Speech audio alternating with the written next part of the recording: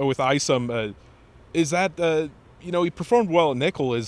If you have the health there back at nickel, would he probably move back, or do you like him at nickel right now? I like that he's able to play nickel, and give us some real versatility in the back end.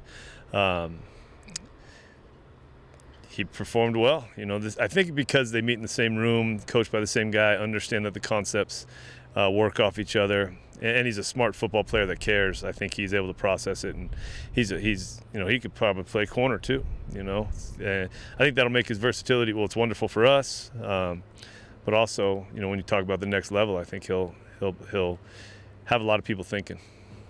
And we talked with Coach Banker yesterday, and he talked a little. That was great.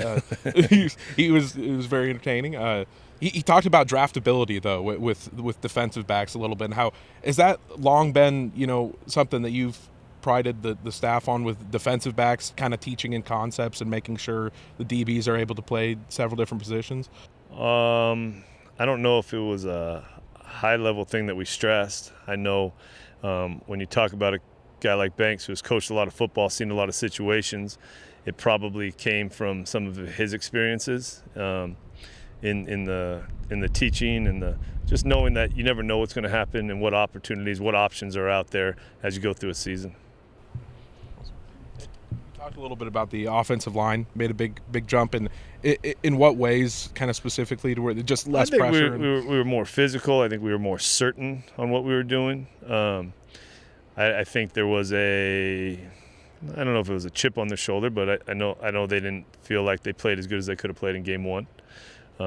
So we got to keep pushing, because they've got the ability to be a real positive aspect of the offense and the team.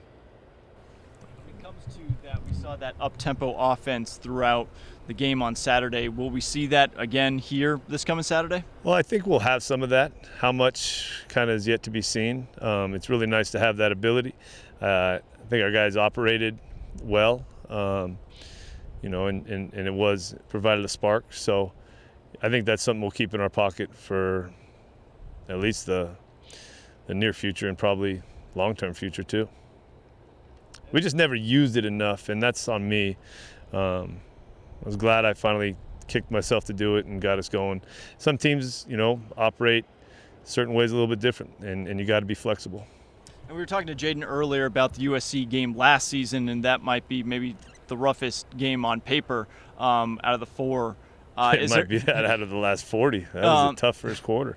What was the sort of lessons that you learned from looking at that film? And you'll see a lot of the same players here on Saturday. Entering the game mentally, I'm not sure we were believing we could compete. I know Jaden had back-to-back throws that were intercepted. I've done that in my career. I don't know many other guys that have. And for him to come back and become an improved player, an improved leader, it wasn't all on Jaden last year. They executed well on all three sides in that first quarter. We settled in. The game was out of hand most likely, but I like that our guys kept playing. Defense was put in a bunch of bad spots last year in that game, and they still took the field with pride and went out and made some plays. You erase the first quarter, it's maybe a different game, but it's not. We had to take our medicine, and we got to be prepared for a great team coming in here. And with this coaching change midweek, have you ever had this in your career where an interim head coach comes in for an incoming game? I don't think so. Not that I remember. Had, after our game, one or two of those have happened, but, coaching is a profession that can be tough. I know Clay did a lot of good things. Dante's been a lot of places, has done a lot of good things too. It's just how the coaching circle keeps rolling, and it's a little bit of an interesting piece to the puzzle of this game, but it still comes down to us being ready to play.